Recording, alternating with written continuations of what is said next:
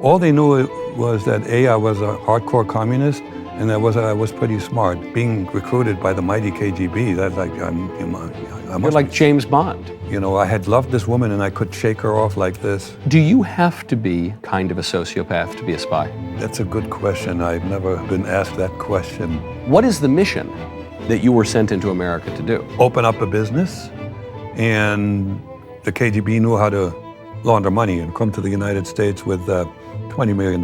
With this kind of money, I would have made it into the upper echelons of society right next to the Pentagon. Right. I would have been a very dangerous spy. I thought I had become untouchable, with one exception though, eventually a betrayal by a KGB agent. I became very depressed. One day I went to the altar at that church, and I think it was my subconscious again forcing me to get up, go up there, and the pastor asked me, "Can I do something for you?" And I said, "I want to give my life to Jesus." It makes me almost cry. Sorry.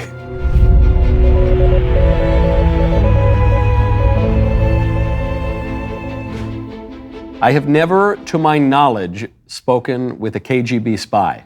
To my knowledge, maybe I have and I wasn't aware of it. But I will today when I sit down with Jack Barsky. Can I correct you? Ex-KGB spy. Ex-KGB spy. I was going to say that my guest is Jack Barsky, if that is your real name. It's not the name I was born with, but it is my real name. I have documentation. I can show you my driver's license. What name were you born with? Albrecht Dittrich. You were born in Germany? Yeah, eastern part of Germany. But you became Jack Barsky after being recruited by the KGB? That is correct. What year was this? The recruitment actually was in 1974. Okay. And then I spent altogether 5 years in training. 2.5 years in Berlin, and then 2 years in Moscow, and then it was another half year waiting until they had the right documentation to make me into Jack Barsky. All of this to become a sleeper agent for the communists in America. Yes. So I have to go back to the beginning. You say it's 1971, you were recruited by the KGB. I have been recruited by different companies before, but I've never been recruited by one of the most famous international spy organizations in the history of the world. Yeah. How did they find you? This is a guessing game. Nobody ever told me much about me. You know, because there was a danger, and there's a danger involved in sending somebody all by themselves into foreign territory. If they ever go bad, they shouldn't know anything, right? So they didn't even tell me how they were recruiting or how they found me. But it's a guess, okay? Because I was in college, I was an ace student. I aced everything, and I got at one point a national scholarship that was limited to a certain number of concurrent holders. So I was a rock star. And I also was very active in the communist youth movement, and I was a member of the party. And I bet you they were looking, like the CIA is recruiting at universities as well, they were looking for the kind of material that they could only find among students, because for the job that they had in mind, they needed somebody who was not just smart, but somebody who wasn't quite yet settled, but who wasn't young enough, you didn't know what kind of a person he would be. So they had access to the files that the Stasi kept on people, and they looked at this and said, "Wow, we need to take a look at this guy." They didn't know that they want me because for that job, and this is I know for sure because it was shared by an ex heads of the Directorate the Illegals Directorate. He gave an interview after the KGB was no more, what they were looking for in candidates for sleeper illegal. And there are a number of character traits like fearlessness, quick decision maker, not afraid of loneliness, not afraid of leaving everything behind and starting new, and on and on. Oh, my favorite was adventurous. I think you would have to be adventurous to have that job. Yes.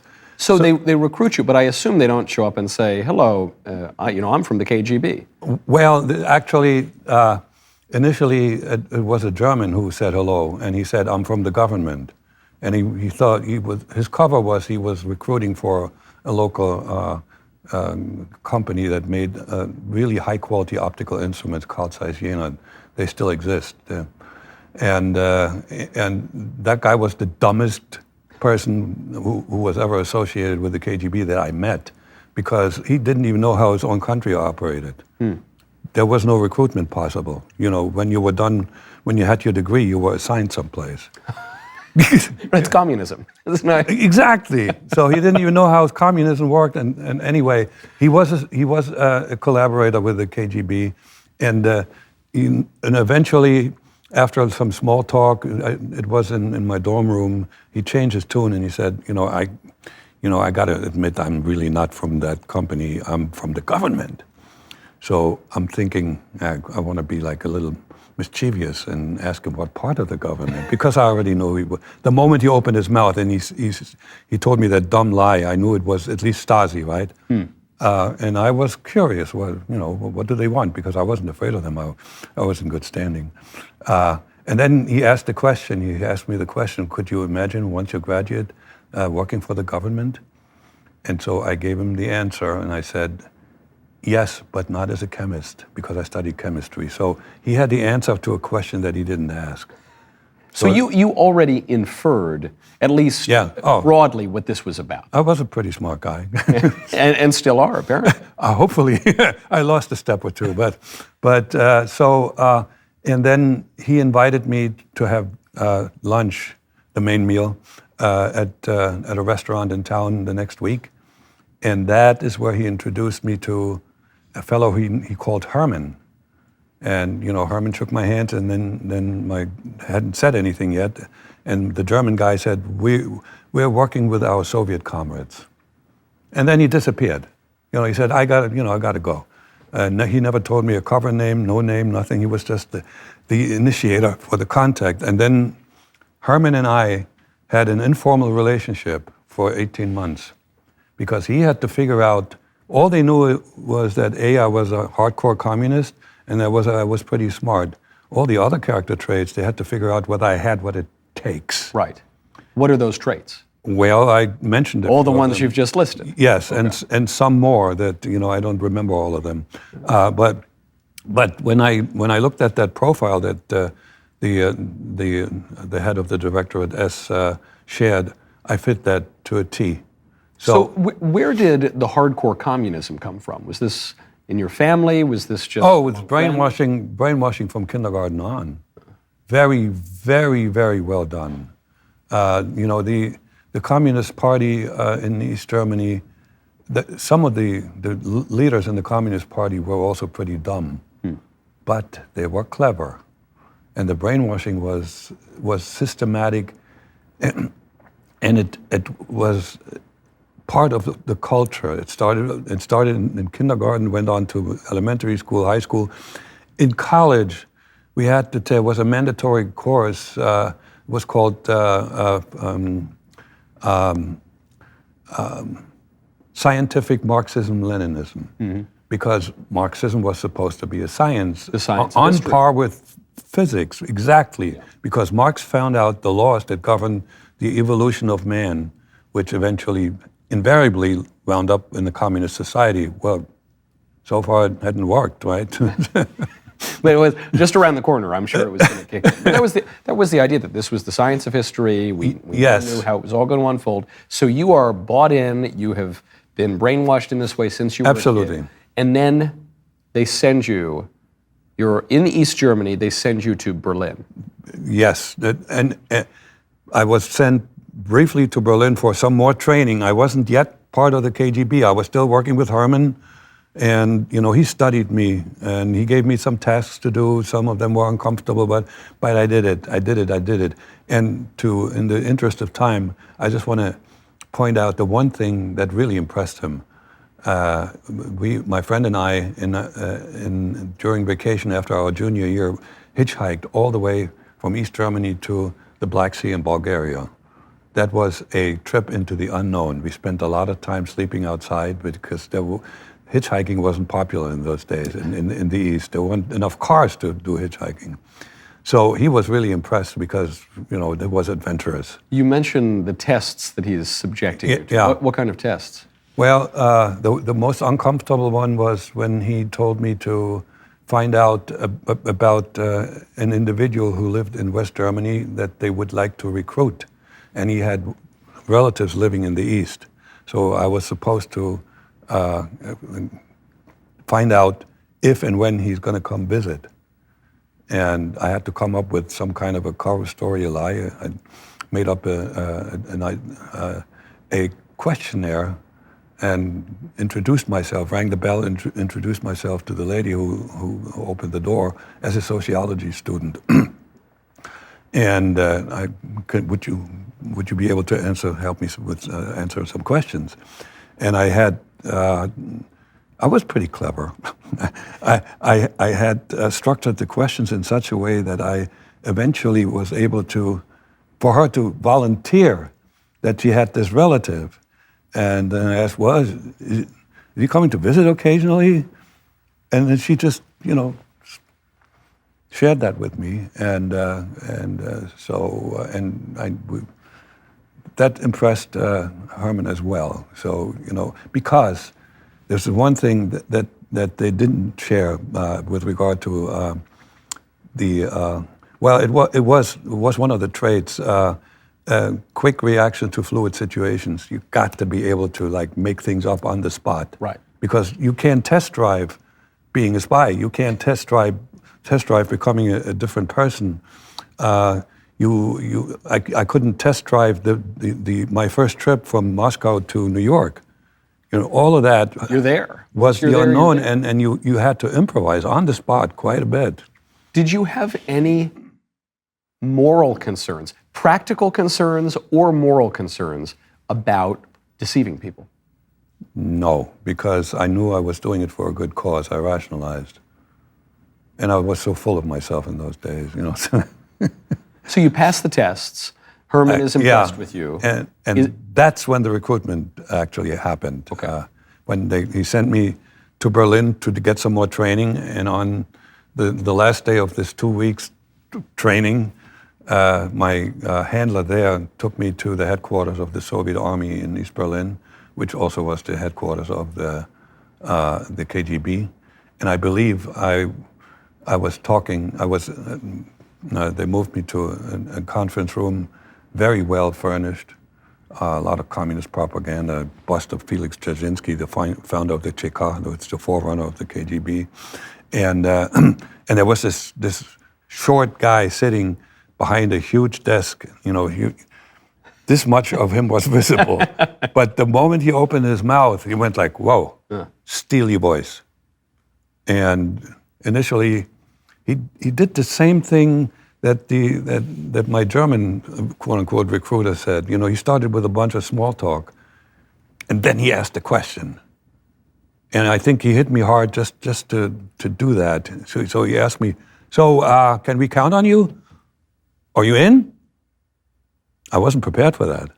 I always had not really thought about doing this seriously. I was just playing around with the idea.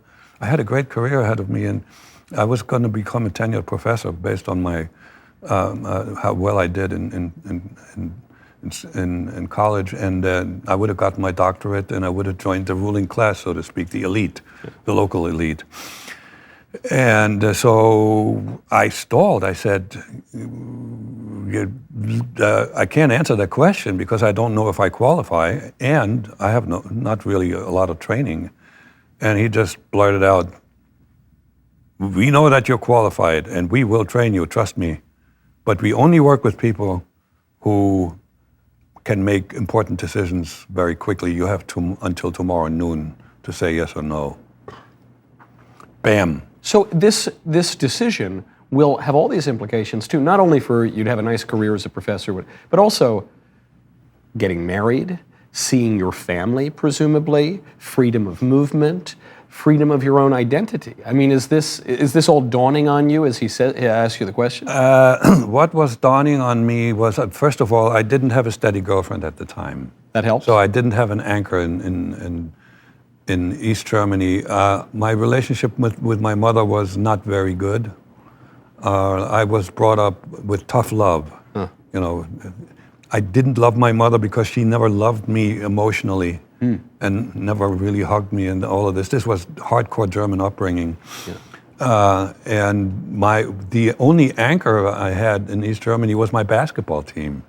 They were my family away from home, but I just was crazy about basketball. Wow. Yeah. I wonder if that was part of, when they're identifying you, the fact that you didn't have very close family relations must have been a huge plus for the KGB. Absolutely. Now, we might get to that. There's two sides to that coin. You know, if you have an anchor, you're not likely to defect. But they also like to send couples. But they may, so to deal with the loneliness and stuff like that.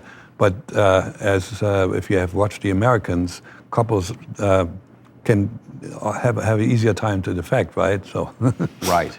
Anyway, the only concern I had was, basketball and my career. I was already a superstar. Yeah.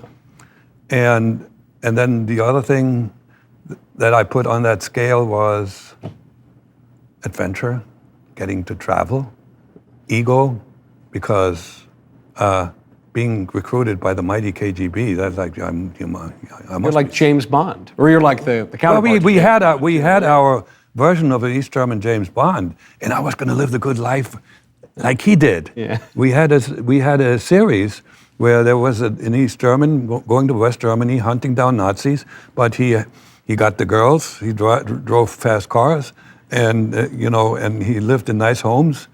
So this was waving at me. And of course, underlying all of that, the rationalization that I was doing all of that for a good cause to help all the oppressed masses in the world. So you put this all together, it was a package I couldn't say no to. How quickly after he asked, he gives you 24 hours, how quickly do you say, okay, I'm in? I met the handler that I had in East Berlin at noon, and I said yes. So you say yes immediately. Do they send you anywhere? Do they? No. Then first I quit the university job, right? No. And then I showed up in Berlin. And interestingly enough, they were still testing me. So, but at that point, if I failed the test, I get in trouble. Yeah. Because I have a classmate of mine in high school who was recruited by the Stasi and was subjected to a particular test, and I'm going to tell you the test that it was very interesting that they gave me. But he failed a test, and he got a diploma in engineering. He never worked in engineering. They just blacklisted him. Yeah, his career was shot before it started because he failed the test after he signed up with the Stasi. So here's the test.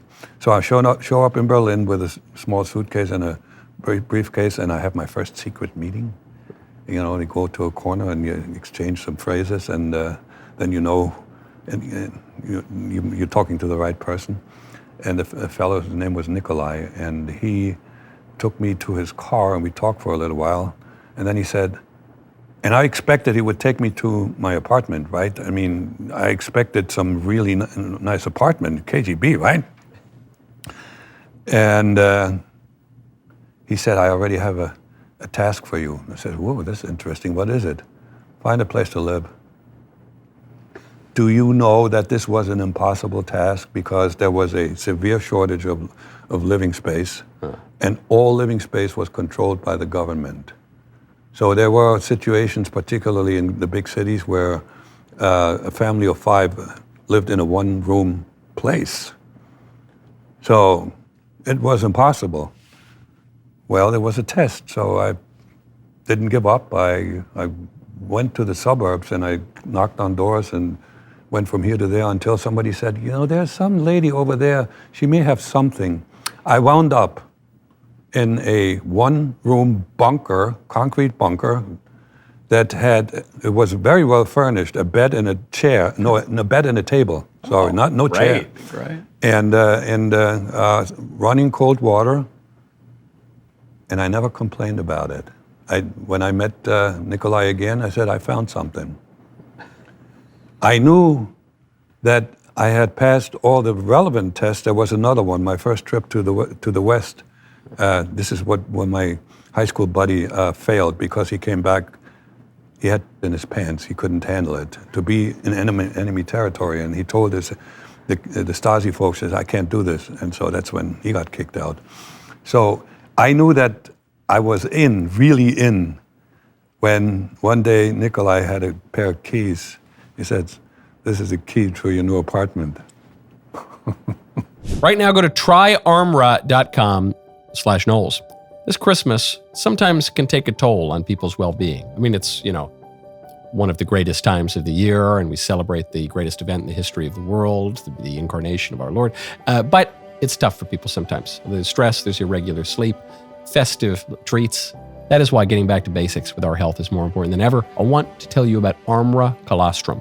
This is not some newfangled health fad. It is the first food that all mammals receive in life. If you've ever had a kid, you know colostrum is this superfood. It's got 400 bioactive nutrients that your body needs to thrive. It's like liquid gold. Armra has found a way to harness this substance in its purest form through its proprietary cold chain biopotent pasteurization technology, which is sustainably sourced from grass-fed cows on American family farms.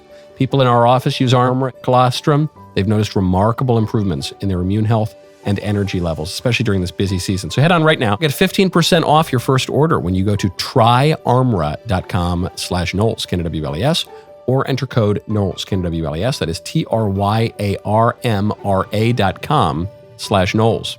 So you had already passed the test of being in enemy territory at this point. Yeah, just like, just walking around in the West Berlin for a while, just being there. Yeah. And not being afraid, because initially the first 10 minutes were a bit uncomfortable. Yeah. Because I expected that somebody might recognize that I don't belong and then ask me questions, but after 10 minutes, and then they actually gave me one more task, and that is doing something similar to what I had to do when I had to find out about this person who was a relative living in the West. I had to knock on a door and do something very similar, and I was successful there too.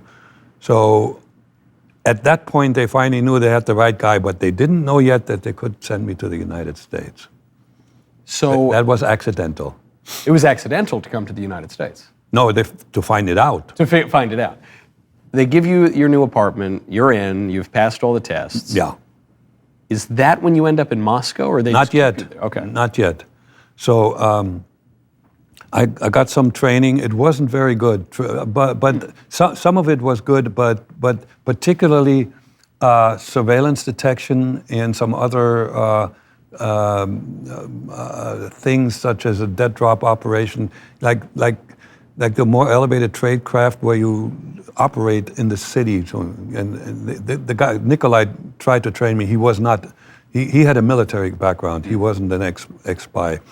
But like, for instance, Morse code and encryption, decryption, and secret writing and shortwave reception, all of that stuff, that training was pretty good.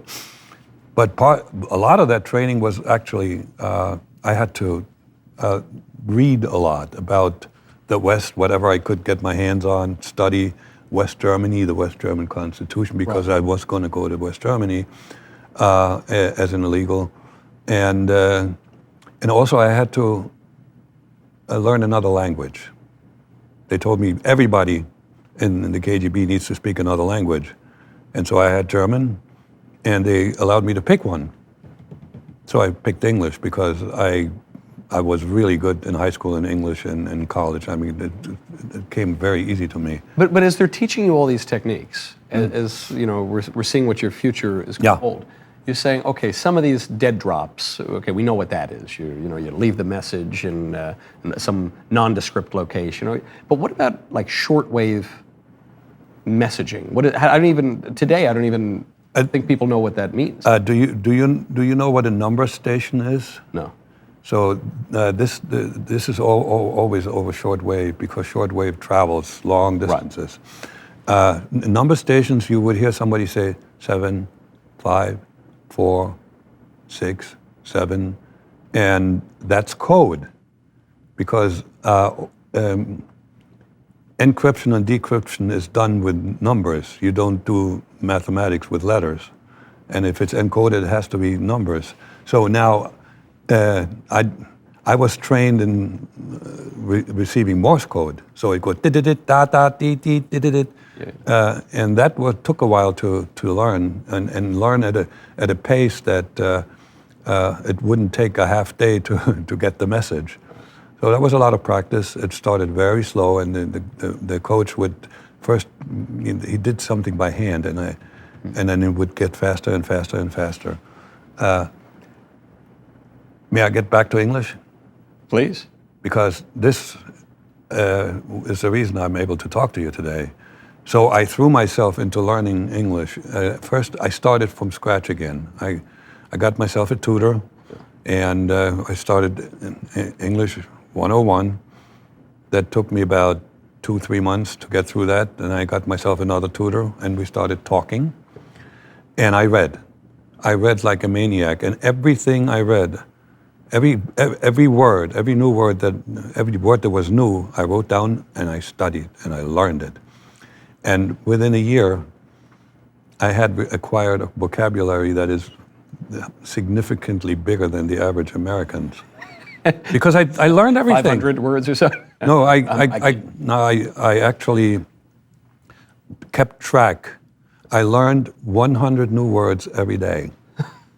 And because I tracked it, I used index cards, and I had a method where I knew exactly, I know these many words because I had to prove to myself that I really knew them.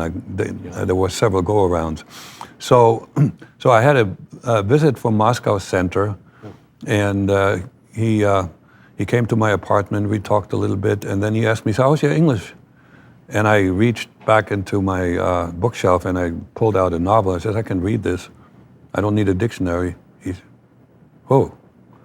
Within a week, Nikolai gave me a tape recorder and he told me, "Say something, free form, 20 minutes.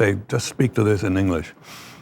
And a week later, I was on a plane to Moscow, where I was, and somebody had a light bulb going on. He was like, perhaps we can train him so that he can actually impersonate an American.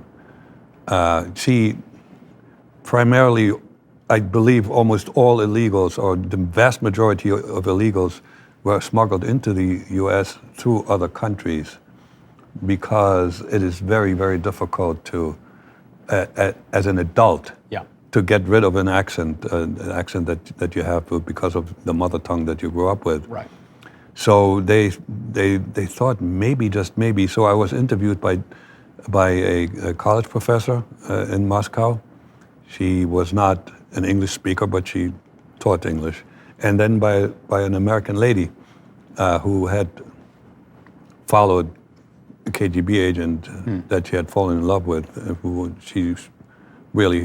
She wound up being my teacher when I went to Moscow. She was miserable in Moscow. She probably regretted this many times over. So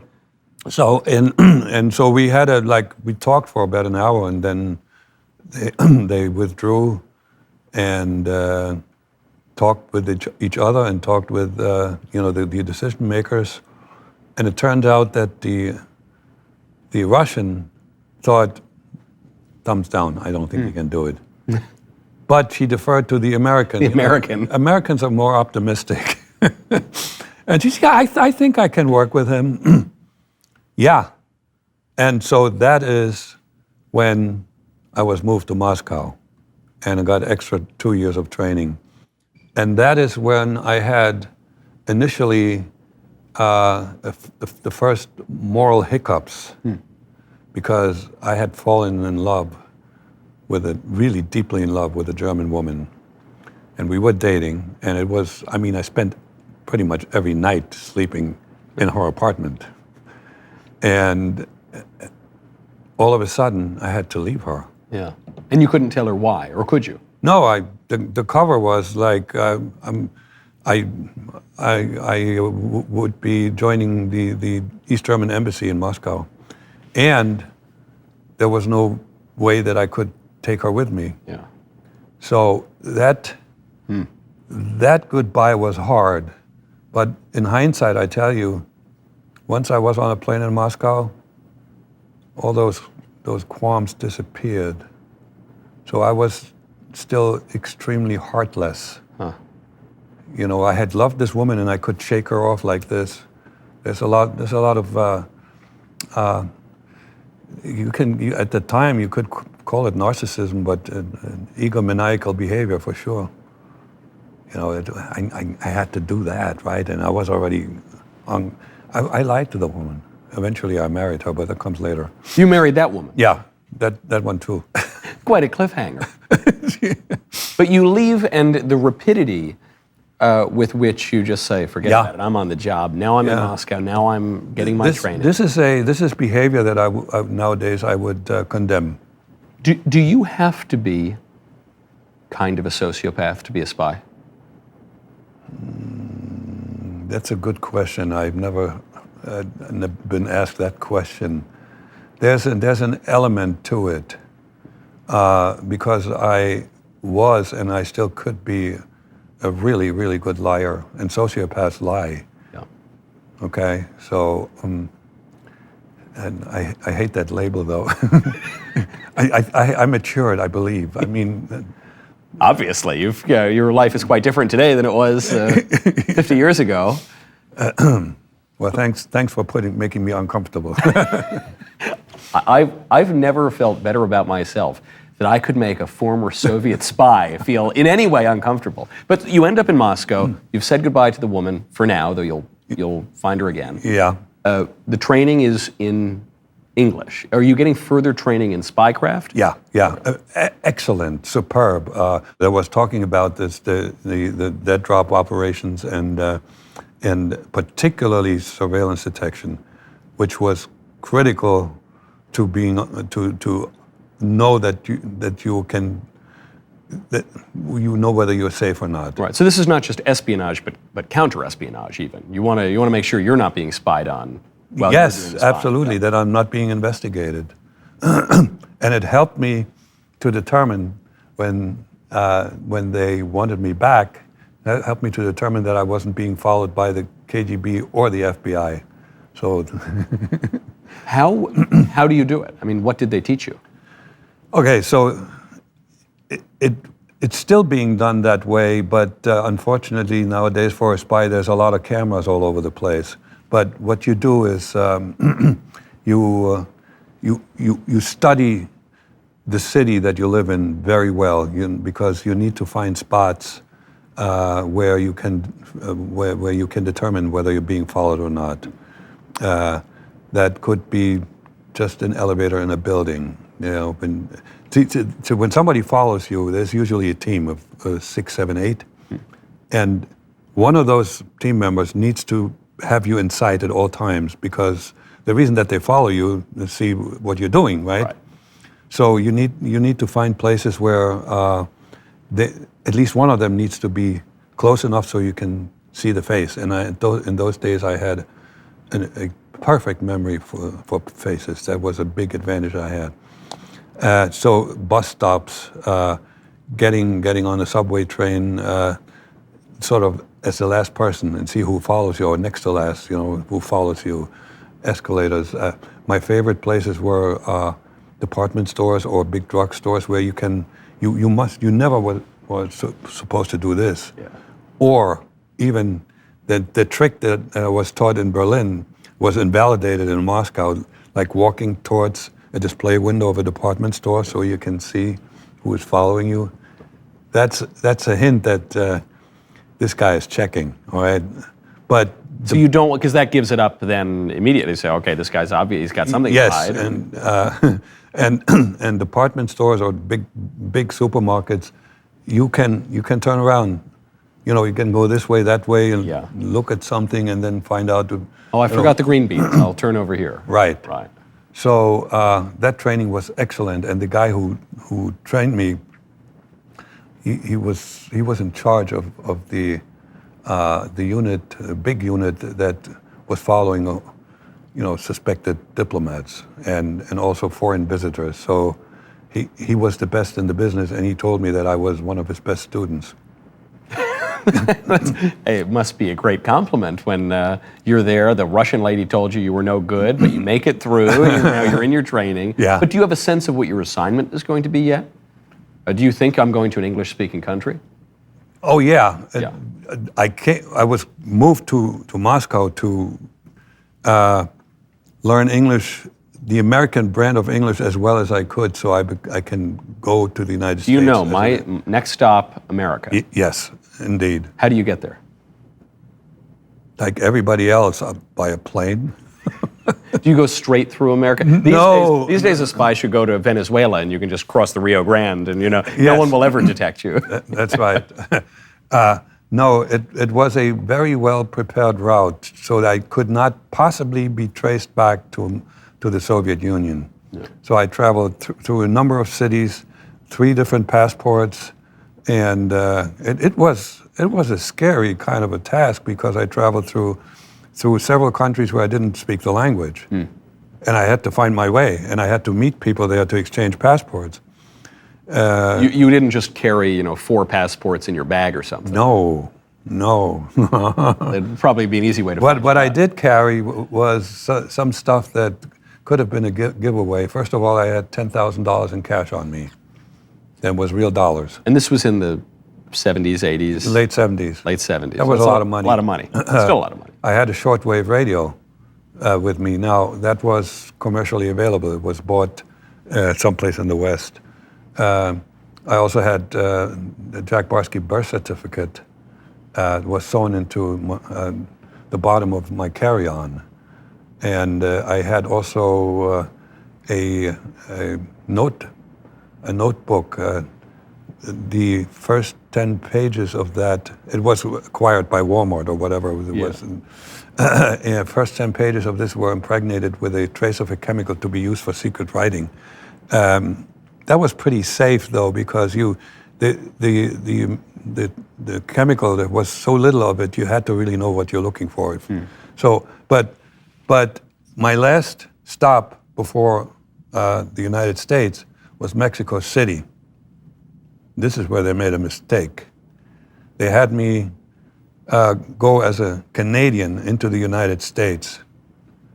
And apparently I came out of Mexico as a tourist. Yeah. So first of all, it didn't occur to me until I was waiting to be interviewed by immigration that I didn't speak like a Canadian. Eh? What's that about? Very good. So that scared the heck out of me, but I managed to just mumble answers to questions and it was okay. I got through. And then customs, they went through my luggage. And what I had on me didn't look like I was a tourist. Yeah. They should have taken me aside and asked me some questions. I would have been busted right then and there. So, wow. That was one of the many mistakes that KGB agents made because they really didn't know what they didn't know. None of them had been illegals. None of them had gone through this. They only operated as under diplomatic cover.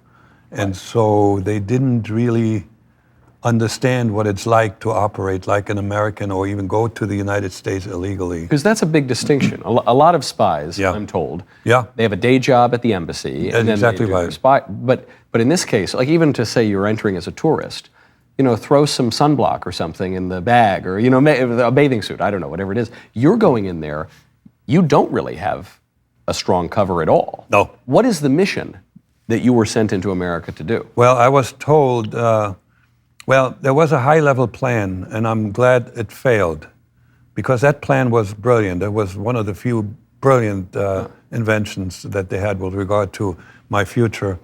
I was to acquire genuine American documents, like particularly a driver's license and a social security card, so I could live and work like an American. And then I should get a passport, a genuine American passport. And the plan was for me to then move to a German-speaking country, not West Germany, either Austria or Switzerland, open up a business, and the KGB knew how to launder money and funnel money into that business. 2 years later, I come to the United States with $20 million. Right. And nobody would ask me detailed questions, well, how did you make that money? So I said, this kind of business. Yeah. And with this kind of money, I would have made it into the upper echelons of society and maybe join a golf club right next to the Pentagon. Right. I would have been a very dangerous spy. The good news is that we messed up when it came to applying for the passport. I got very close to being busted. I don't know if we have time. It's a really interesting story. We have time. Okay. We'll stop the clock. Yeah, it was a combination of they and me making a mistake. We practiced how to fill the application form out in Moscow. They had one. And the real bad mistake was mine. I didn't think it through. So they told me to apply in person. That was a mistake. I should have done it through the mail. I don't know why they told me to go in person. That was a mistake. Right. So I go there. I have my documentation. I have my driver's license. I have my birth certificate, and I have the application that I filled out at home. And the guy behind the counter told me to wait for a little bit, and he waved me over, and he said something that made my heart stop. He said, "Mr. Barsky, there are some doubts about your identity."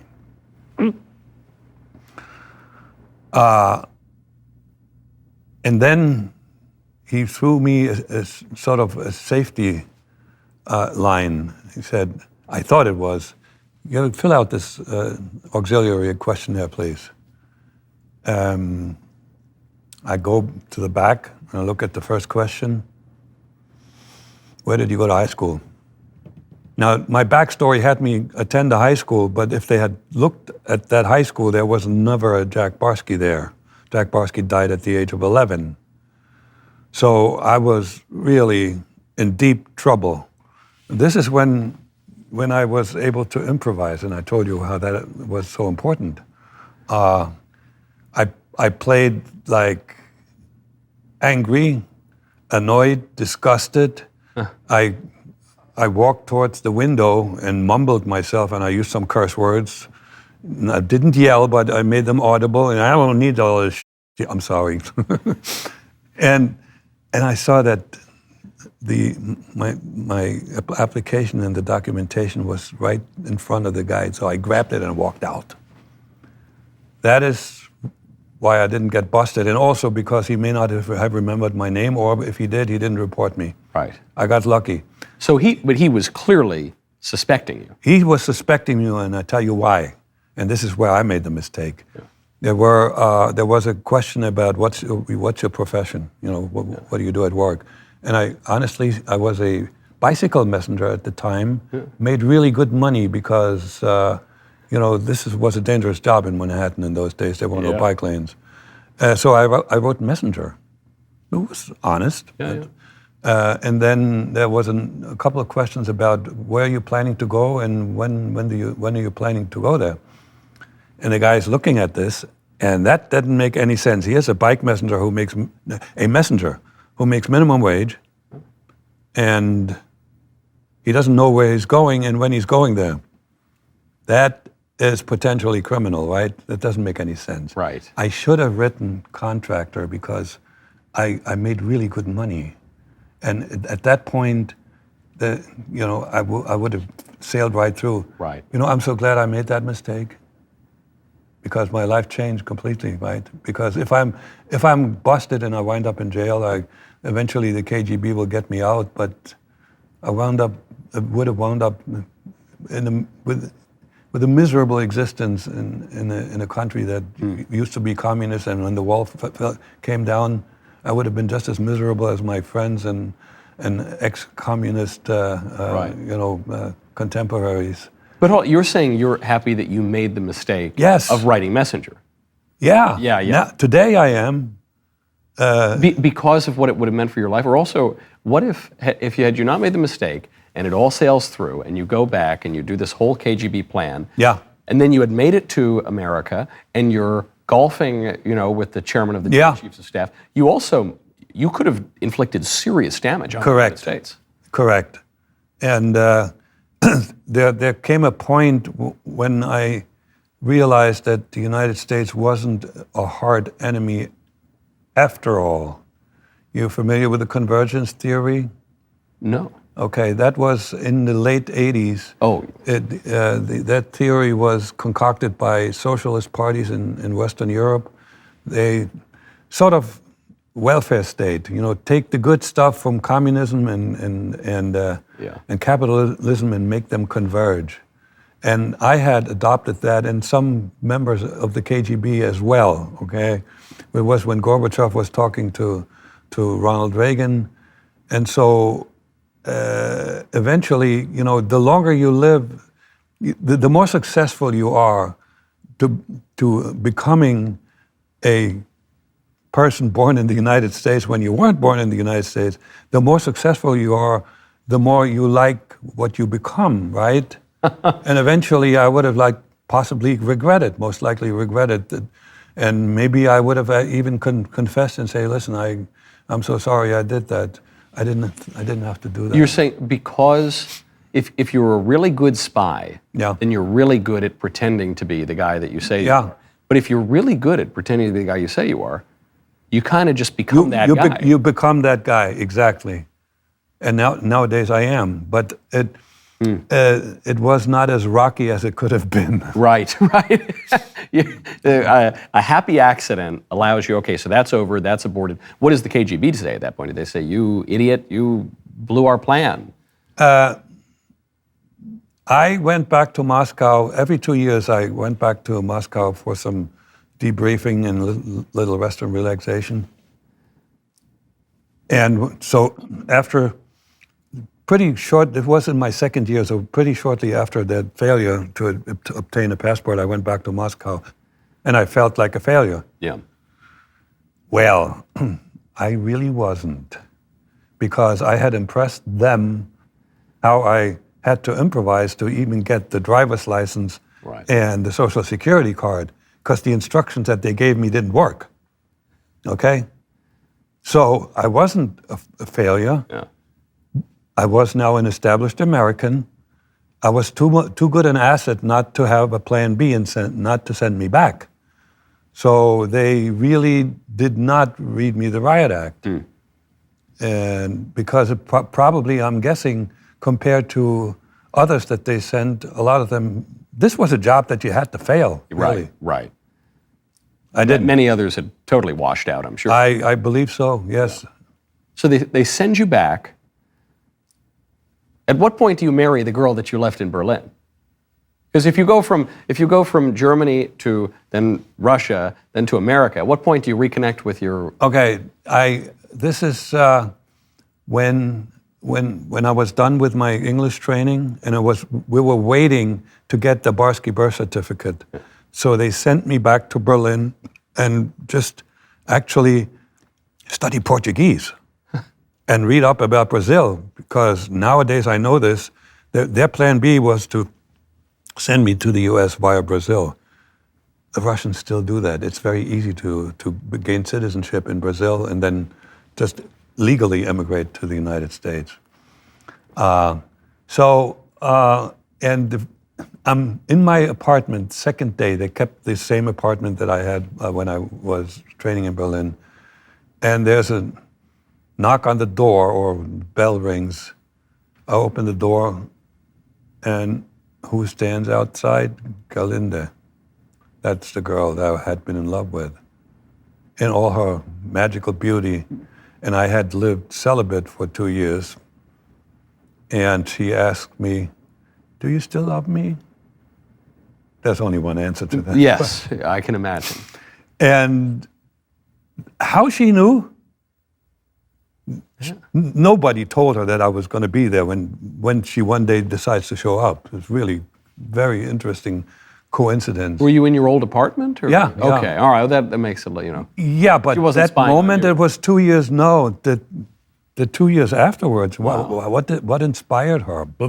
Anyway, we will never find out.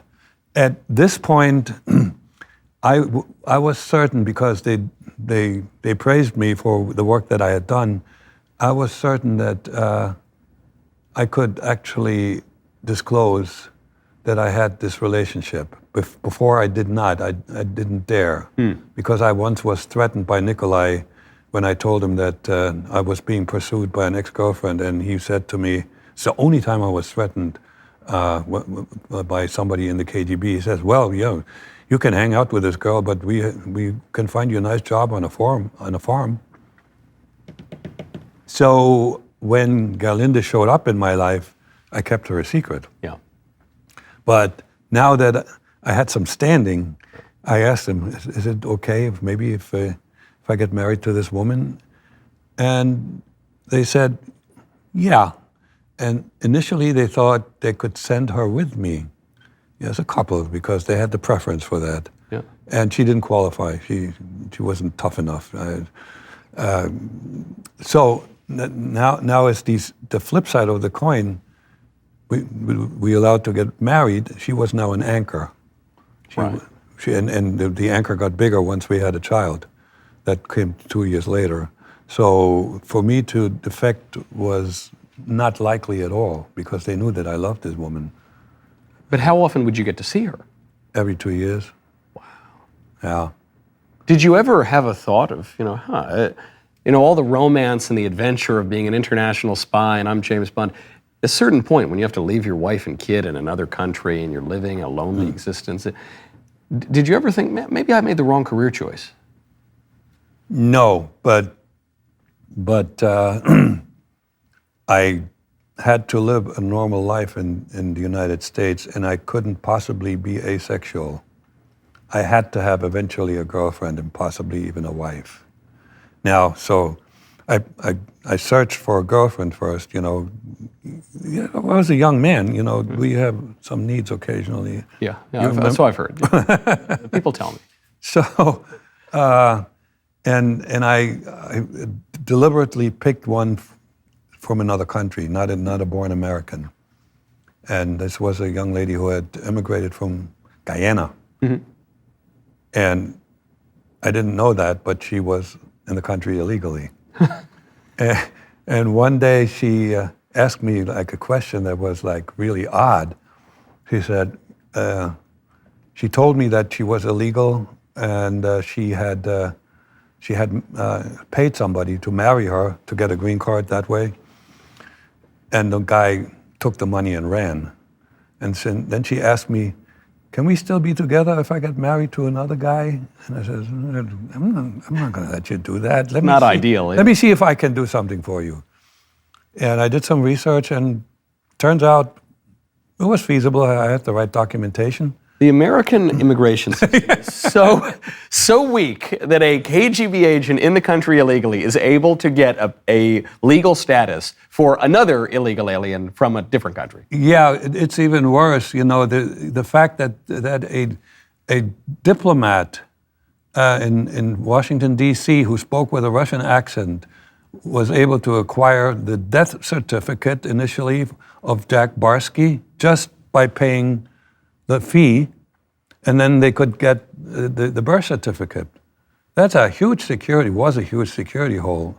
And nowadays, our security holes are just as big. They're in the cyberspace. Right. I mean, Americans, I get on my soapbox. We're such a trusting nation, and we are so dumb when it comes to protecting ourselves. We need to behave a little more like Israel does.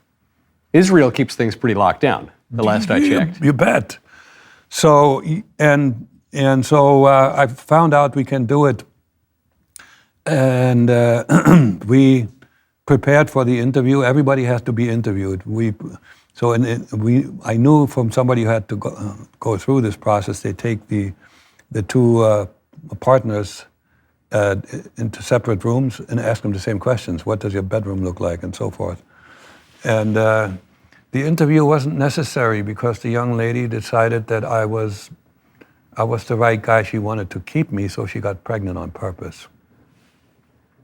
You were not aware that this was... No, I told her once, I was going to go back to my German family. Yeah. I liked this girl, but I wasn't, this lady, I wasn't in love with her. She was very pleasant, she was very beautiful, and she was safe. So I told her, once you got the green card, I'm not the marrying kind, no marriage. Well, she had a different opinion. She just stopped taking the birth control pill, and bingo, she got pregnant.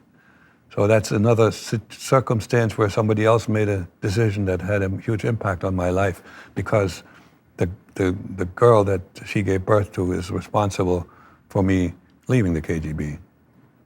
How'd she manage that? Presumably not shortly after birth. No. It was 18 months after she was born.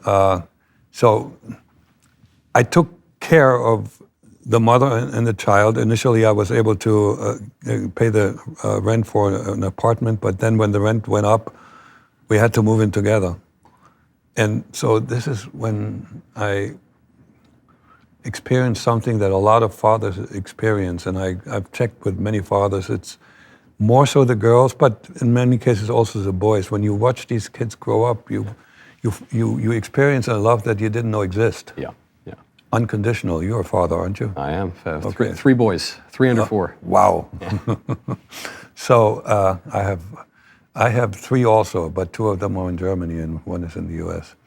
So and I felt so unconditionally in love with this girl, and I wasn't even aware of what happened, but I knew I had to go back to Germany and join my German family. There was a limit. The KGB knew that what we talked about it already. If you become the person that you're supposed to become, the risk of defection gets bigger and bigger. Okay, so the time horizon was roughly about 10 to 12 years. I was in my 10th year already. And at that point, as a general rule, that's when they pull the spies. Yes, typically, safety, okay? Because they knew we had a shelf life. Yeah. And it wasn't explained to me explicitly, but there was always the hint, it's about 10 years, And, you put 2 and 2 together. Wow. You live that life, you know that you become a defection risk. So, and then, so I was trying to figure out a way to support these 2, because mom had only 4 years of formal schooling. So if I can't support the 2 of them, my baby would grow up in poverty, in abject poverty, and I hadn't come up with a solution. I couldn't have asked the KGB for help. They would have put me in the slammer for violating the rules. So and then came the moment of decisions when making the decision when they activated the emergency procedure, when they somehow got spooked. They were very protective of us illegals, because we were very hard to find, we were very hard to train, and very expensive to train. It was all one-on-one. We were expensive to maintain. So, and we were the most valuable assets they had in the United States. What spooked them? Was this other family taking up too much of your focus? No. Most likely, they had a mole somewhere, and they had several moles in the United States government and armed forces and the Navy and so forth. Somebody may have whispered something about some guy being, looks like an illegal, is being investigated. That was enough for them to think it was me. Yeah. I was not being investigated, but I didn't know it at the time. And so they pulled me out. They said, emergency procedure, go. What is the emergency procedure? It was like, there was a signal on a support beam for the elevated A train in Queens. Yeah. And that there was a signal that if I saw the red dot the size of my fist on that beam, that was saying, danger, get out immediately. Just don't go. Go get your. I had some reserved documents that I had hidden someplace in a park in the Bronx.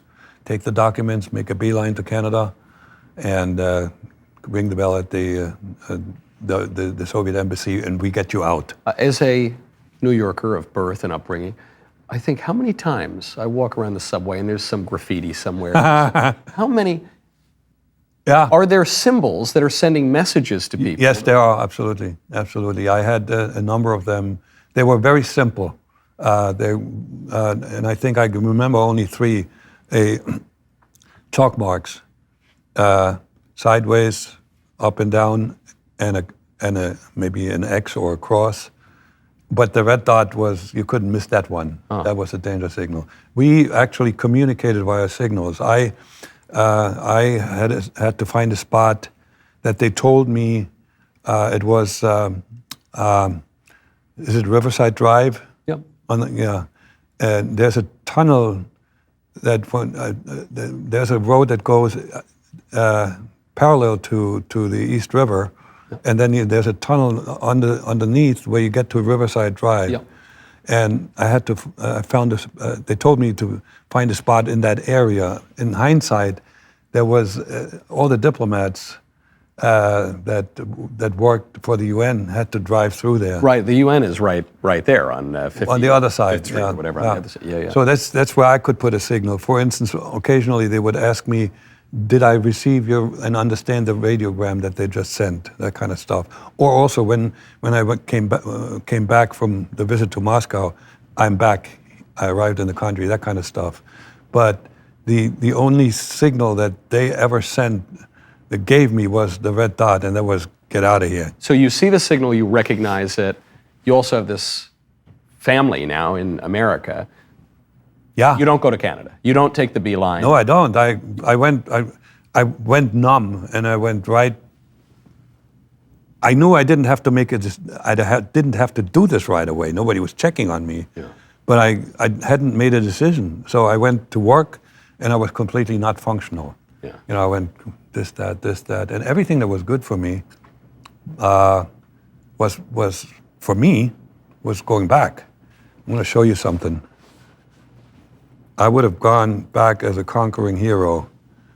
This is the Order of the Red Banner, which I had received 2 years before, the second highest decoration of the Soviet Union, not the KGB. And ironically, they gave me $10,000 in money to go with the decoration. The irony is they gave me dollars, not rubles, because they knew rubles were worthless. Okay, you could buy maybe like Stolichnaya and the little nested dolls. So, yeah, I would have gone back as a conquering hero, and I still would have lived a good life because they would have kept me on, like as courier, like short trips to the West, and I would still have access to all the goodies in the West. You know, live like the James Bond in East Germany. Can't get any better than that. But you'd have to leave the kid. I have to leave the kid, and guess what? And staying, there was a danger that they were right. Right. That I would wind up in jail, and if I didn't come up with a real explanation why I would disobey the command, they could interpret this as defection, and I knew for a fact that they didn't treat defectors very nicely, to put it mildly. So, and this is where the moment when I made the decision to stay. And in hindsight, I say, this was stronger than all the other stuff. So when I once was asked, I gave a talk, and a lady in the audience asked me the question, what is the one lesson that you learned from this crazy life that you lived? And I thought for a moment, and then I said, it sounds trite, but it is love conquers all. And it's the truth. I mean, this was an insane decision. Yeah. It was really it was more stupid than signing up with the KGB. Right, at least you've done it, you've succeeded, now you go get your rewards, you give all that up and risk the Soviet Union really coming after you. So how do you get out of it? Yeah, there's a scene in one of the James Bond movies where a collaborator with the KGB wants to quit. Yeah. And he's meeting a high-level, mean Russian guy who said, "Nobody ever quits the KGB." Well, I did. I quit.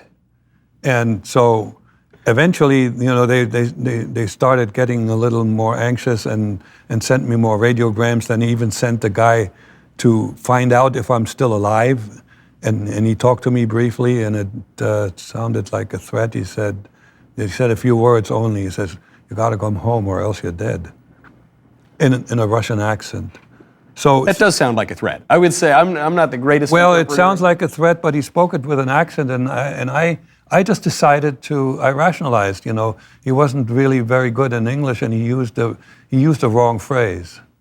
There was a possibility, at least. Yeah, you could tell yourself that, I guess. So they know that you're there. You're just they know that I'm loose. there, and I couldn't stall anymore. That was the moment when I had to make the decision. And without getting too much into detail, the decision became a spontaneous one. I was in a park looking for a dead drop where they were going to give me money and a passport, and I was going to take at least the money. Yeah. Right? I still hadn't made a decision. And then, as I'm walking out of that park, the decision was made by my subconscious. 3 words: I am staying. There was no rationale behind that decision.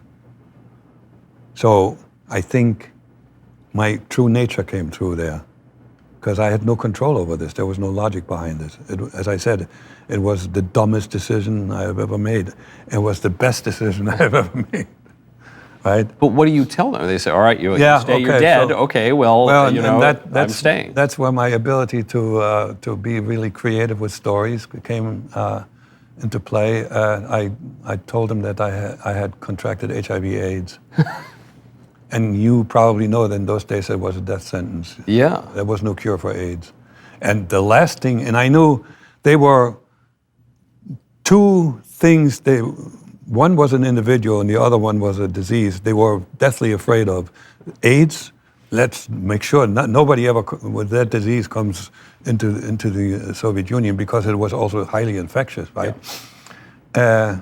And the individual they were afraid of was Ronald Reagan. You know that.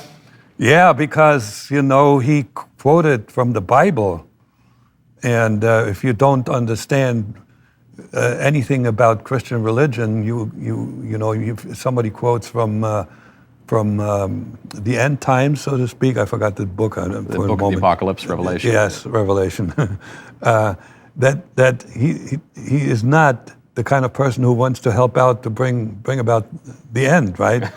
So, and I thought this might work, and it didn't. It did work, okay? After about 3 months of checking, seeing if I'm being under surveillance, of any kind of thought that somebody is investigating me, and I had none, I thought I was in the clear, and I was. They bought the lie. They actually. I asked him in that last letter in secret writing, "Dear John." No, I didn't say "Dear John," but it's a breakup, though. It's definitely a breakup. It was a breakup. I said, I appreciate that you're concerned for me, but I have a bigger concern, and I have contracted HIV/AIDS, and I made sure that I actually made it more credible. I was required to report on every more intimate contact I had. Okay, and I had a girlfriend once, and I for quite some time, and I reported that I contracted from her because her ex-boyfriend was a drug addict. So it was very convincing. So you didn't have to say that you suddenly became a homosexual over anything. No. The KGB might have said, "I thought we knew this guy." Wow. Yeah, no, and it worked really well. And I asked them to give the savings that they had on my account, because they paid me while I was working in the U.S. and I didn't need the money, because I made good money. In your cover job? Yeah. Yeah, yeah. In both of them. First in Bike Messenger, and then I became a computer programmer. I was doing well. So, and there was like maybe $50,000 piled up in Moscow, and I asked them to give this to my German family. Based on my son reporting, they got maybe 20,000. You know how that works. Yeah. In espionage, you don't use credit cards. You don't use bank transfers, cash. Yeah. And whoever carries that cash, if the recipient doesn't know how much they're going to get, Yeah. and this guy knew they didn't know how much they're going to get, so you take some for yourself. Right. Especially Eastern Bloc, Oh, those God, days. yeah. Right. This was a fortune. Yeah. It was still, even 20,000 was a lot of money.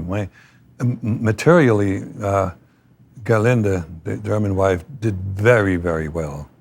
But I can't fix that. You cannot fix something that is broken so badly. I broke a promise. I broke a promise that I gave to a woman I loved. She never connected with another man. And when I had the chance to speak with her after I became a U.S. citizen and could show up in Germany, she decided she doesn't want to have anything to do with me, and I can't blame her. Right. But she had our son.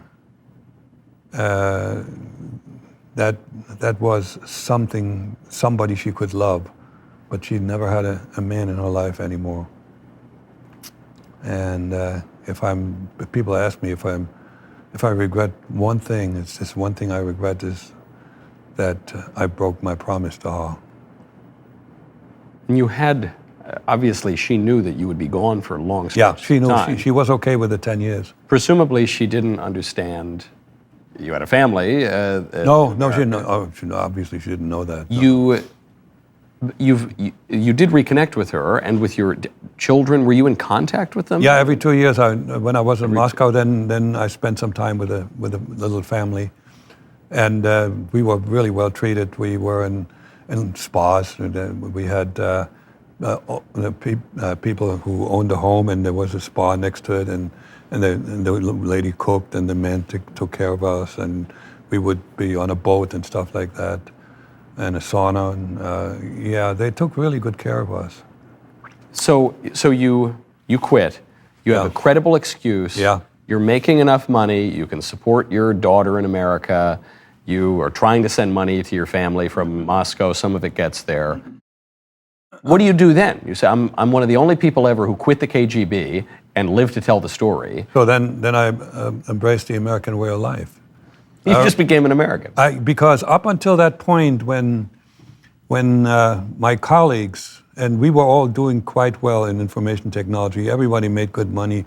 They were all talking about their homes and saving for retirement over lunch, and that bored the heck out of me. It didn't apply to me. I'm an international spy. That's right, but I couldn't tell them that. But when I decided to stay, I told my American wife, who had bothered me about can we buy a home, and I told her we don't have enough money. I said, we're going to save money within a year. We're buying a house. That's the beginning of the American dream, of my personal part of the American dream. Are you concerned at all? So you've dealt with the Soviets. Are you concerned about the American government? No. You've just got an ironclad story. You're Jack Barsky. Yeah, I worked. I had legal documents. At that point, I thought I had become untouchable, with one exception, though, and that was eventually a betrayal by a KGB agent. He was actually an archivist in the archives and in the first directorate espionage, and he started working with MI6, British intelligence. And at one point, and he fed MI6 quite a lot of material. His name is Vasily Mitrokhin.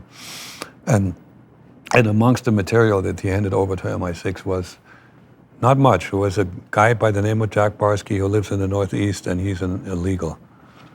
And that information actually he sent out many years after I resigned.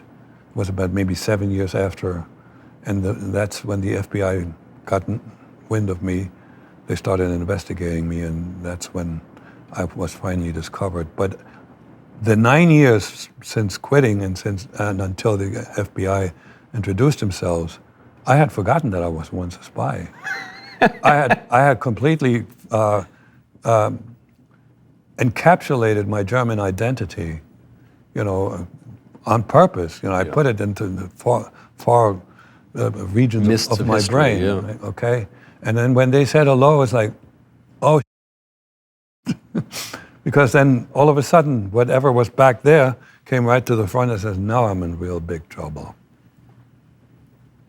What did they say? Did they say, you're out of here, Buster, we're throwing you in jail? Or how do you convince them, I'm no longer a spy, don't worry? Well, it was like, it was a staged kind of affair when I commuted from New Jersey into Pennsylvania, where I had a home, and I needed to cross the Delaware, and there's a toll bridge. And in those days, you had to put a quarter in to get through. So you had to come to a stop. And they had rented a state trooper, like in uniform. He came over and he said, routine traffic control, could you please pull over? At that point, if I'm still active, I'm thinking, that's trouble. Yeah. Because that was unusual. And then it became even more unusual, could you please step out of the car? That's not routine. Yeah. I didn't put two and two together. You'd been out of it for almost 10 years at this point. Oh, yeah, exactly. So, but then I see another man coming from my right, and before he even gets to me, he flips an ID. Yeah.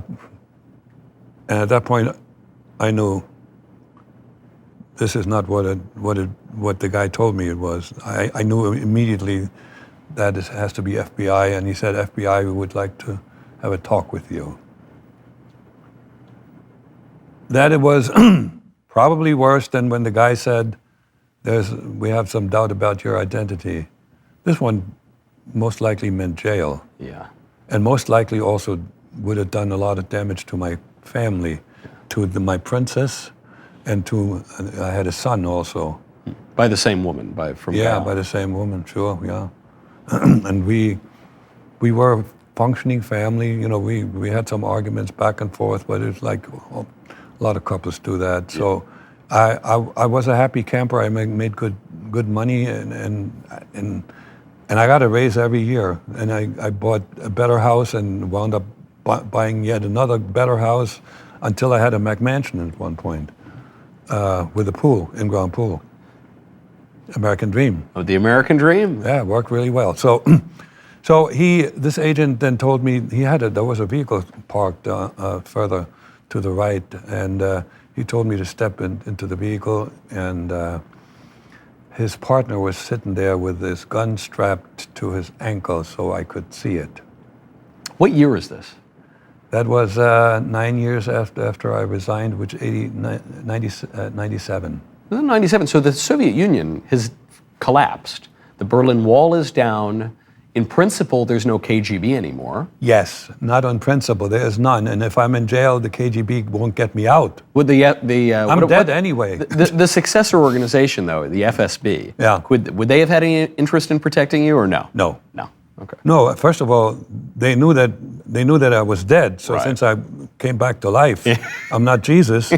So they knew that I'd lied to them. Yeah. So the only interest they might have had in me is get me to Moscow and kill you, dump me out of a window. Right. So I knew I was in big trouble. If I go to jail, I'm going to spend a lot of time in jail. And it wasn't just about me; it was about my family. Right. So they took me to a motel, and there were some more props in addition to the gun. There was some big writing on a wall at the room, like on cardboard, where I immediately noticed that what there was information about me as an agent, but it was all very old. Yeah. So I knew that whatever they pretended that they know a lot about me, I knew they didn't know much. Yeah. So I took the initiative and I said, hey, listen, you most likely know that I have a family, and I'm now feeling more like an American than a Soviet spy, and I know the only way for me and my family to get out of this with the least amount of damage is if I cooperate fully, and I intend to do so. That worked pretty well. Cards right on the table. Yeah. Listen, guys, you got me dead to rights. But it was no tit for tat. There was no promise. If you cooperate, then that took a while, and that I had a detailed debriefing, personal interview with the lead agent who asked me about any little detail in my life. Yeah. Apparently, that was important for the FBI to understand what kind of a person they might be dealing with when they're looking at other illegals, and it's not the case anymore. The Russian illegals that they sent over were rank amateurs. They weren't really that well trained. They're not sending their best. No. So well, they that may be the best, but they're like really bad. I am curious about what this means for espionage now, because I remember maybe it was 15, 20 years ago. Some Russian spy ring got busted up in, I think it was in Jersey. It was somewhere. 2010. It was 2010, okay. No, there were 5 couples that were busted. Yeah. And those were the amateurs. There's a surveillance video that the FBI shot. It's available on YouTube. And when I saw this, I was yelling at the TV, like, you guys, you shouldn't, they would have failed Espionage 101. They were very poorly trained. And I think I sense a question coming. Are there more illegals here?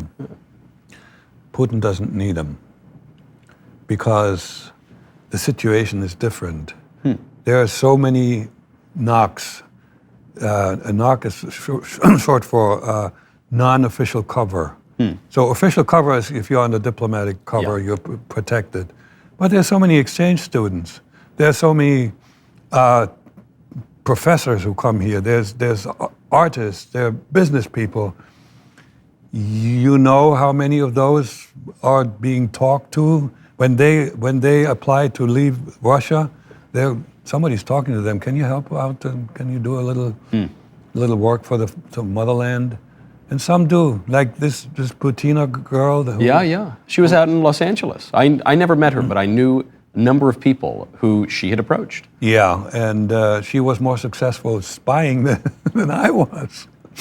My success was just that I was established as an American in the country at a time when it was possible that diplomatic relations would be broken up altogether. There was this spy war going on with a bunch of spies being kicked out of the United States, and the Russians retaliating. Andropov, actually, the head of the KGB in those days, was very much afraid that when diplomatic relations would be broken up, he had nobody left but us illegals.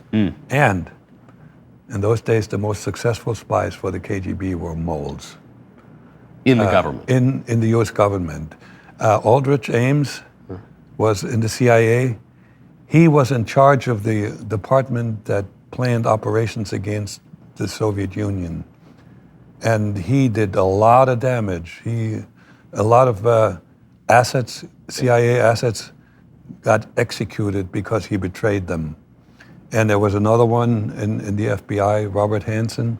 And if all the diplomats are gone, who is going to take material from them, us illegals? So I had to share that with you. Again, they never really told me that this was going to be my task. That came about again afterwards in the interviews that I found on the internet. Were you surprised to find out how many moles, how highly placed the Soviet Union had in the U.S. government? I couldn't find it. I had no idea.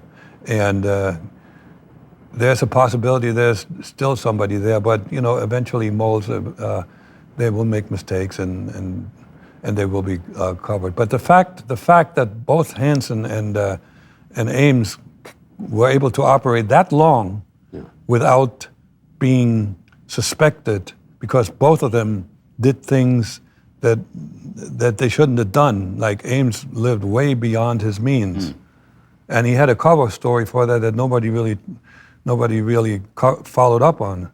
You know, I know how you should operate to be secure, because I once had the ability, and I was still not legal, but I was working with the FBI, but I was able to visit a nuclear plant.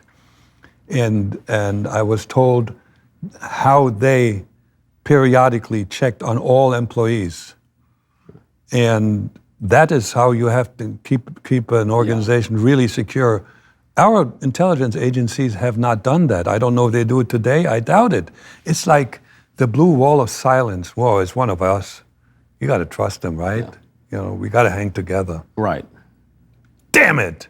Right. I'm sorry. Yeah. Well, of course. I mean, it doesn't work. The proof is there. Going back, even further back, I think of someone like Alger Hiss, senior at the State Department. Yeah. He was involved in creating the United Nations. This guy, Richard Nixon, called it. You know, I think even the way that McCarthy is taught in schools today is that he claimed there were all these commies in the government, but it was all fever dreams, and he was a drunk paranoiac, and it was nuts.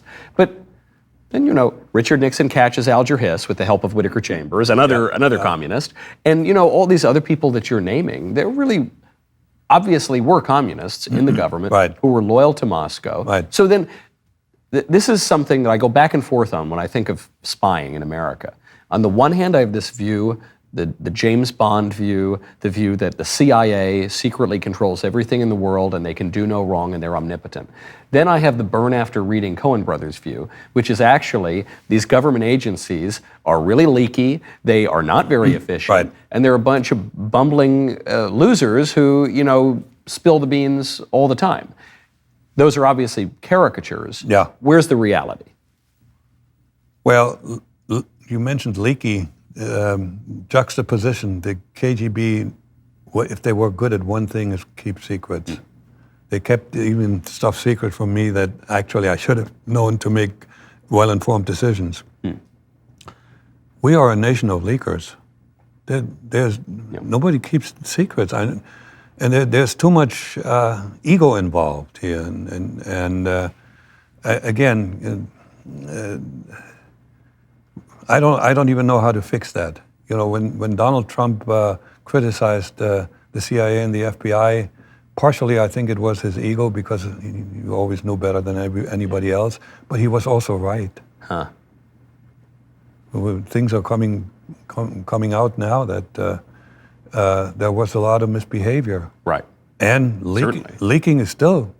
I mean, you don't keep a secret. They just did it again. You know, with Trump, they tried to pretend that he was your colleague at the KGB. You know, they tried to pretend he was working with the Russians. Yeah. And because of a Steele dossier that was cooked up, ironically, with it seems the help of Russian intelligence, but also with the Democrats and the FBI. And then they said 51 intelligence officials, past and present, see Trump as a threat to whatever. They just did it again. Dozens of intelligence officials don't like Trump's pick for the DNI. And, you know, it seems like I've heard this song before, you know. Allow me to enhance to what you just said. 51 did not ask for proof. I have a friend, and I won't name the name, and he was high-level CIA, who did not sign that letter because he said, I can't sign this, I don't have any proof. That's how true intelligence professionals should have acted. So we have 51 individuals at the highest level that didn't ask that question. Or if they got an answer that was like, yeah, right. So they didn't, I don't know, this is when appointed government officials act political. Right. I was going to say what incompetence, but it obviously wasn't incompetence. It was cynicism and opportunism and wielding government agencies to try to boot out a politician you don't like. Yeah. Would seem to me. Yeah, and potentially also out of fear for being ostracized and losing the wonderful job that you had that feeds your family. So it's not all the not all the motivation that people have to do things like that, even betrayal, like Aldrich Ames or Robert Hansen. Not all these motives are selfish and evil, because sometimes let's just think about, you have a daughter, love your daughter, and she has a disease for which there is no cure in the United States, but you can get a cure in some other country, and it's going to cost you $1 million. What are you going to do? What are you going to do? If Russia today is sending amateurs to do their spying, are there any countries that are still good at it? Cuba. Cuba, because they have an advantage. There's a lot of Cubans living in the United States. Israel. Yeah. And the Chinese and Russia, they throw volume at it. There was, with the Israelis, there was that guy who we had, Jonathan Pollard. I think Yeah. And we had him. We got the guy dead to rights, and he was giving out, and we let him go. Right. Didn't we? I think we just let him out. Yeah. That's crazy. The Mossad is superb, and they also have a lot of Arabs among their ranks, which helps them a lot. There's a lot of Arabs that are assimilated very well in Israel. Yeah. So that's one of the reasons that they could blow up a bunch of Hamas people with drones, because they knew exactly where they're going to be. Could find it. Yeah, when you say Israel's good at spying, that doesn't surprise me. The Mossad is sort of infamously good, famously good at spying. Cuba surprises me, but I guess it shouldn't. Miami's all Cubans. Yeah, exactly. I once met a fellow who operated in Cuba. He wrote a book about it, and that was when Castro was still alive. He told me that the Cuban intelligence was first rate then, and they just have this advantage. The same way East Germany they had the advantage of sending people to the West. There were about 1,000 people in the West German government that worked for the Stasi. You can, in that situation, illegals work really well. Yeah. Okay. So you go over legally, you're welcome, but you're actually illegal under your own identity. So Are the Chinese any good? They have the they have the Confucius Institutes, and they have a lot of official. Of course they are. And again, there's a lot of volume. Yeah. Are you on LinkedIn? How many times have you? Has my information been leaked? Probably a dozen times. No, but it happens almost once a week when some Chinese lady wants to be my friend. And they're always good looking. It might just be your good looks. No, it's they probably know that I like almond-shaped eyes. Yeah. They found that out. Yeah. This is something I'm noticing talking to you. As you mentioned, when you were a kid, you were a hardcore communist. It was drilled into you in your head. But then each successive step, you don't appear to be the most ideological person I've ever met. Not at all. Ideology is incredibly dangerous. Not just to self, but to society. Because ideology is making something up that's not true. Okay. Now, but there may also be some truth to an ideology. Yeah. Like we're talking about global warming. To me, is an ideology. Yes. But there's some truth that the Earth got a little warmer. But all the other things that we're doing, that we should be doing, that's part of ideology, because we're not. There is no real proof that it's really man-made, okay? There is proof that at one point the Earth was a lot hotter than it is now, and there were no people on the Earth. Yeah, no automobiles or... Okay, so how about the sun, maybe? Yeah. But you have come to these changes in your life because of, okay, I love my daughter. Okay, I'm going to stay in America. Okay, I like this way of life. Okay, Is there any, looking back now on this crazy career, you end up cooperating with the FBI. You give them, somewhat outdated now, a story of your life as a sleeper cell. Is there any thought of, I've seen the light. No, I shouldn't have done that differently. I shouldn't have lied. I shouldn't. Do you still stand by your decision to join the KGB? Do you still respect the craft of espionage? Is there any, Bob McNamara, former Secretary of Defense, yeah. He had that big documentary where he said, I regret my whole career, I never should have, everything I did in Vietnam was awful, or no, Henry Kissinger made fun of McNamara for that. He mocked him as whining and weeping, and he said, that's so ridiculous. I don't really regret much of anything. Where do you stand looking back on your career? I would have regretted it if I had wound up back in Germany. So, but there's a pragmatic, a huge pragmatic aspect to my answer. Is I can't regret it because if I hadn't done this, if I hadn't joined the KGB, I wouldn't be here today. My life is so much more interesting and so much more actually useful to not just myself but many others now. I've done pretty good. I've done very good work for a number of American corporations. I've been helping a lot of people. I have grown so much, and you can sense it. I've become a softie. And when I talk about love and empathy and all these human qualities that I didn't have as a young person, and I would have not been able to acquire if my life hadn't gone the way it did. And if the lead agent in my case didn't convince his superiors that I should not be in jail, that's another situation that when I said, I'm so grateful to you because it's just my life was, I think, meant to be that way. And you probably know that I became a Christian, and I think that was sort of God's plan, because there's so many situations, even becoming a public figure, there are so many things that happened behind my back, and also in history, that had to come together for 60 minutes getting to know about me. That's insane. So the only regret I have is that I broke the promise that I made to Gerlinde. And you can't rationalize that away. But everything else, no. And I cannot regret what I don't know. I don't know if I did any other damage to the United States. Because the one thing I did is that could have been useful. I worked as a spotter.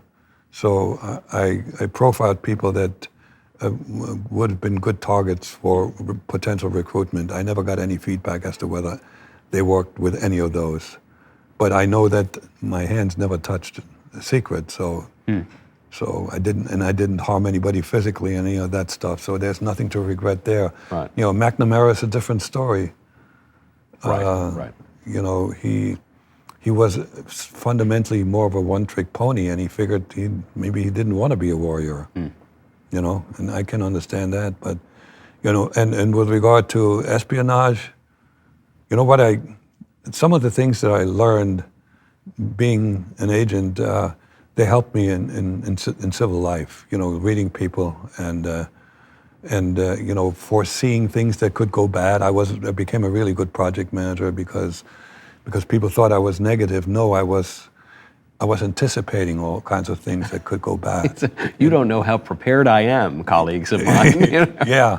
There were some survival skills that I had to acquire, or at least I was given genetically at birth. So there's nothing to regret there. And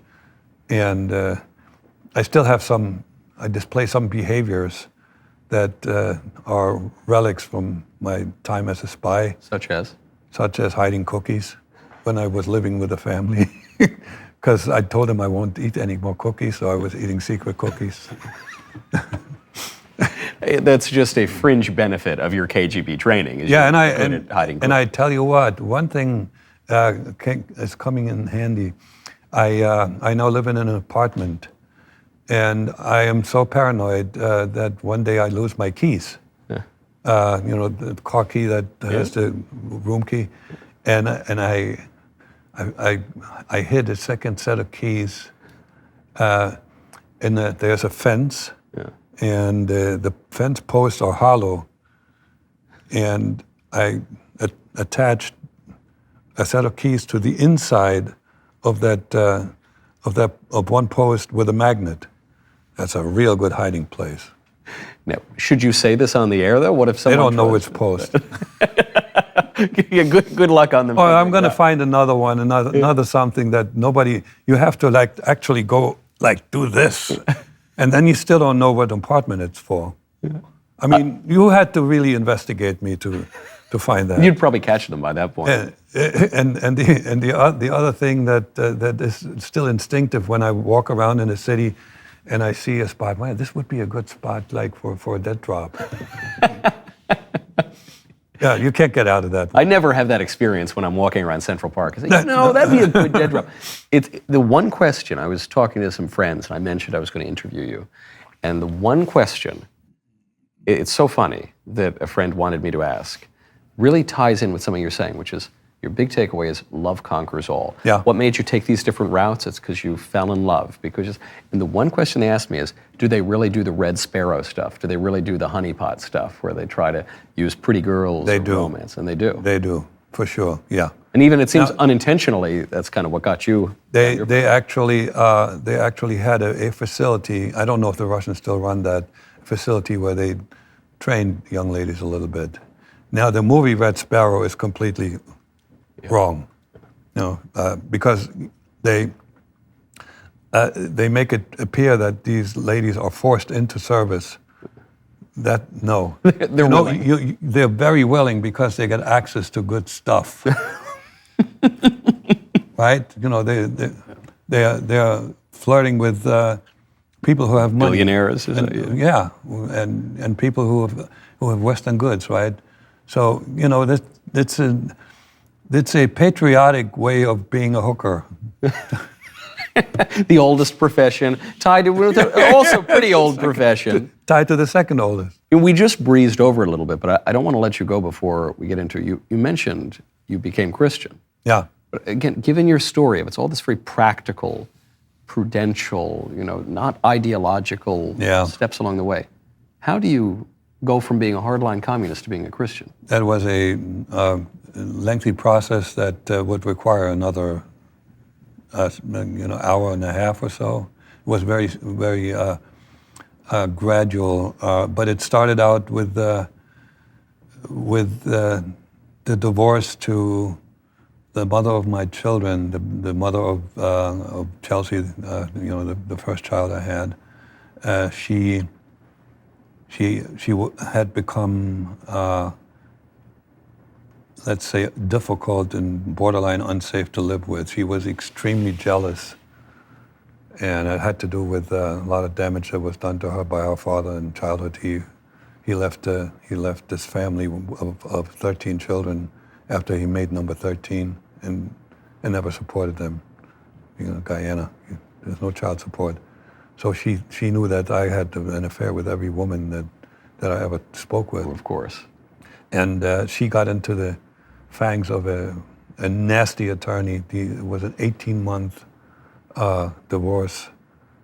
And I became very depressed. And I knew that I needed love again. I was always hungry for love. As a child, I wasn't fully aware of it, and I was once diagnosed by a good friend of mine. When I said to her, she was working with me actually. I said to her, I'm not going to love anymore. I'm done with the love thing. And she said, Jack, stop it already. You're a lover.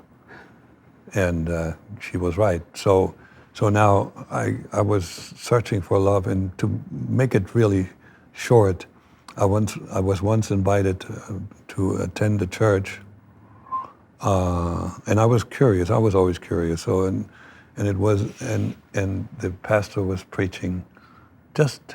I think he must have written this sermon for me, because he preached about the love of God, and I sensed that there may be something there. So I attended the church again and again and again. And then the sequence is a little bit off, but I also studied apologists. Started with Ravi Zacharias, who is responsible for me to believe that there's a God, because he talked about the one topic. He had this radio show called "Let My People Think," and he made a case about. He talked about law, the moral law, and I was still struggling with having behaved immorally by not keeping my promise. And professionally, even in your career, I mean, you're lying. You're just oh yeah, absolutely, yeah. And I thought of myself as a good person, and I couldn't deal with that conflict, so I was listening intently, and he then said, you know that there's a universal moral law, because there's no good person, or whatever he didn't say. He said another word, but no sincere person who can disagree with most everything that's in the Ten Commandments. It's universal. Now, if there's a universal law, there has to be a lawgiver. Bingo. So I went from atheism to deism, like that. Yeah, the same thing happened to me. It wasn't Ravi Zacharias, but it was other apologists. Well, and then I started reading C.S. Lewis based on a recommendation. Lewis was the next one I got to also. Okay. And C.S. Lewis' logic is so forcing, you can't win an argument against it. Yeah. It's like, I compare this to the mouth of a shark. When you're in the mouth, the teeth are pointing inward, so you can't get right. You can't get out. Yeah. Once you got it, and when C.S. Lewis has you, bingo. Yeah. And I had this, and when you're going through a crisis, there's something missing in here. There's I had the love that I had in me was directed at individuals as people, and also my job and stuff like that. But as I got older, I felt there was something spiritual missing. So, and then one day I went to the altar at that church, and they didn't have a curtain call, by the way. Yeah. I'm not a curtain call, altar call. Yeah, altar call. Yeah. Altar call. Nobody was ever asked at the end of service to come up and, if they wanted prayer. I just felt, and I think it was my subconscious again, forcing me to get up, go up there, and the pastor asked me, "Can I do something for you?" And I said, "I want to give my life to Jesus." And he knew a little bit about my background. He knew that I had come from a communist country, and so the people were already leaving, and he made an announcement. We went on, grabbed a microphone, and he told them what just happened, and I don't remember anything. The lady who evangelized me, who then became my wife, she remembered, and there was applause and hallelujahs and stuff like that. I don't remember any of that. I was out of it. Yeah, it was an interesting experience, and a few months later I got baptized. And even though this lady is not my wife anymore, we just had a really, really good talk as brother and sister. We love each other still. We just didn't function very well as a unit in daily life. She knows about you. She actually followed my life since we walked our separate ways, which was 2 years ago, and she told me that I have grown a lot, and she will watch this interview, and I'm glad I was able to talk about her. It makes me almost cry. Sorry. Imagine if the beginning of your career, Herman and and the others could fast forward and say, this is what's going to happen. Impossible. Insane. Come on. This is why people say, you know, when they read my book and they say it reads like a novel. I didn't write it. Yeah. I wrote it down. Right. You know what it means. Yes, right. Jack, thank you so much for coming in. Well, thank you. You put me on an emotional roller coaster. You know, we had fun, and I ended with a little bit of a few tears in my eyes. Thank you very much. That's a good way to end. Yeah. It's a good way to end a story like that. Yeah, indeed.